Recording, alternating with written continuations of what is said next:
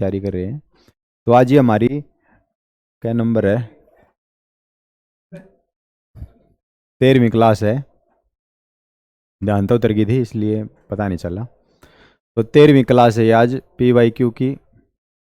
और जो आपसे शिकायत है वो ये है, आप देखते ही ना स्वाद ले रहे हो भाई, देख क्या करो, एक आधा क्वेश्चन फंस जाएगा यार। चलो वीडियो करते हैं स्टार्ट। हाँ ये 13वीं क्लास है भाई। तो इसमें जो पहला क्वेश्चन है वो है, जनरल डायर ने किस वर्ष भारत में मार्शल लॉ के दौरान कमान संभाली थी। तो इसका जो आंसर होगा वो होगा 1919। तो 1919 में जैसे ये मार्शल लॉ लगाया गया था, इसमें ये था कि भाई यदि किसी जगह पे दो या दो से अधिक व्यक्ति यदि इकट्ठा होते हों तो उनको जो है पकड़ के जेल में डाल दो। तो तुमने सुना होगा रोलट एक्ट भी आया था 1919 में। और पंजाब के अंदर जो है उस टाइम पे थोड़े से ज़्यादा जो कर मामले सेंसिटिव होना शुरू हो गए थे। तो फिर जो जनरल डायर है इसने लगा दिया। तो उसके बावजूद फिर 13 अप्रैल 1919 को बैसाखी वाले दिन, बैसाखी वाले दिन जलियांवाला बाग में 1919 में बहुत बड़ा नरसंहार हुआ। तो जो जनरल डायर हैं उसने वहाँ पर जो बेकसूर थे, निहत्थे थे, उनके ऊपर गोलियां चलवा दी थी। तो फिर रविंद्रनाथ टैगोर है, उन्होंने नाइटहुड की जो उपाधि थी उसको भी छोड़ दिया था, त्याग दिया था। तो इसका जो आंसर होगा वो बी ऑप्शन होगा 1919। अगला देखते हैं।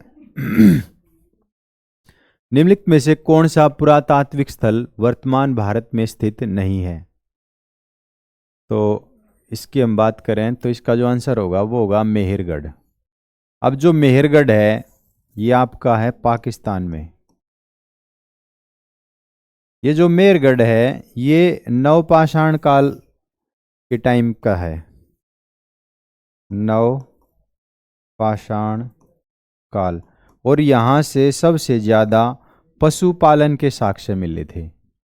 यहाँ से सबसे ज़्यादा पशुपालन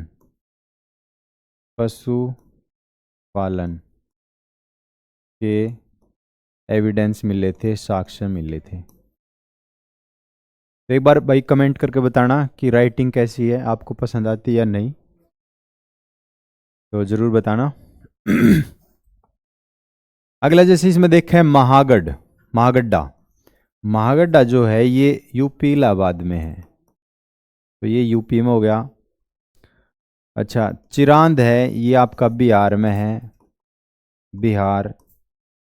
और हल्लूर आपका कर्नाटक में है। तो इसमें इतना है। आगे देखो, अगला प्रश्न है, पृथ्वी के एकमात्र प्राकृतिक उपग्रह की पहचान कीजिए। तो पृथ्वी का जो एकमात्र उपग्रह है वो है चंद्रमा। चंद्रमा जो है पृथ्वी का एकमात्र उपग्रह है। अब सवाल है कि जो चंद्रमा है वो पृथ्वी का एक दिन में मतलब कि कितने समय में एक चक्र पूरा करता है।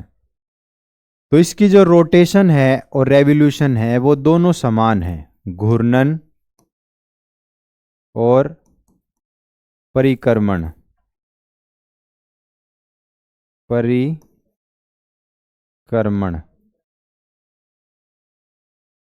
ये दोनों समान हैं, यानी कि अपने अक्ष पर भी हो सेम, और परिक्रमण जो परिक्रमा करता है पृथ्वी की वो भी सेम टाइम में करता है। तो 27 दिन 7 घंटे 43 मिनट और 15 सेकंड। तो दोनों इसकी समान है।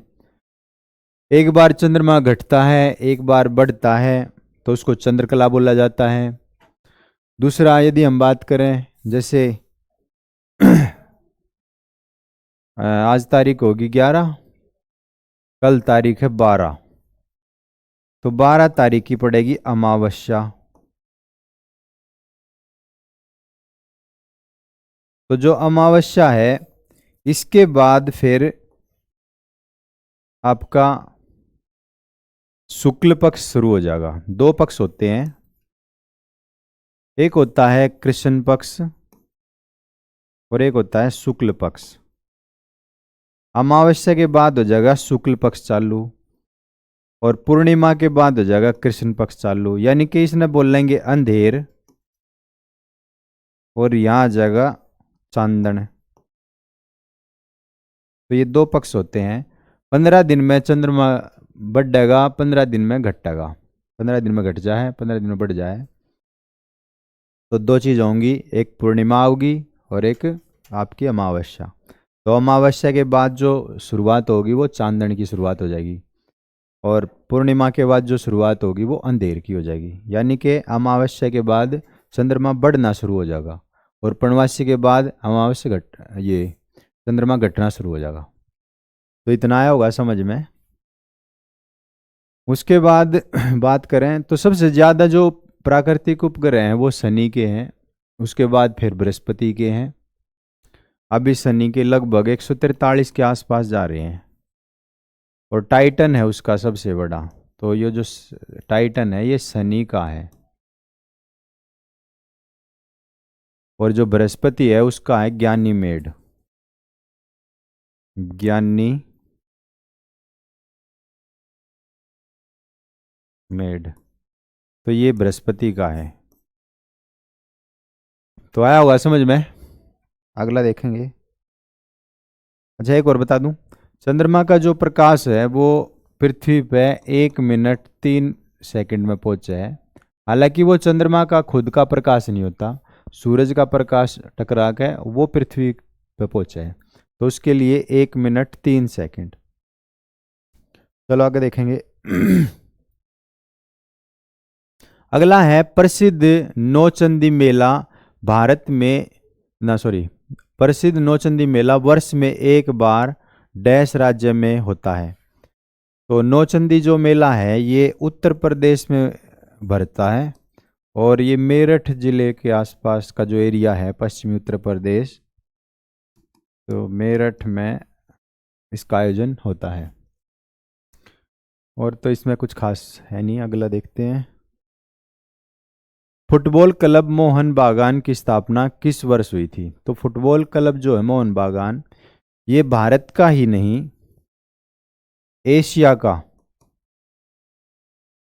का भी सबसे पुराना फुटबॉल क्लब है, क्लब। और इसकी जो स्थापना हुई वो हुई थी 1889 में, 1889 में हुई और भूपेंद्र बोस के द्वारा की गई। भूपेंद्र बोस, तो इनके द्वारा जो है मोहन बागान की स्थापना की गई थी। तो समझ में आया होगा। अगला है, निम्नलिखित में से कौन सा मणिपुर का एक विशिष्ट मार्शल आर्ट है? तो हर एक राज्य के हैं। जैसे पश्चिम बंगाल का है भाई लाठी चलाना, पंजाब का है लाठी चलाना, पंजाब का गतका भी है, और केरल का कलर या पट्टू है, उत्तर प्रदेश जय वाराणसी का मुष्टि है, और इसका क्या बोल रहे हैं, महाराष्ट्र का मर्दानी है, तमिलनाडु का स्लिम्बम है। तो ठीक वैसे ही मणिपुर का है थांगटा। थांगटा, इसमें ता लिख दिया, टा है वैसे यो। और इसमें क्या होती है, तलवारबाजी, तलवारबाजी। तो इसमें तलवारबाजी होती है। अच्छा भाई, अगला देखेंगे हम।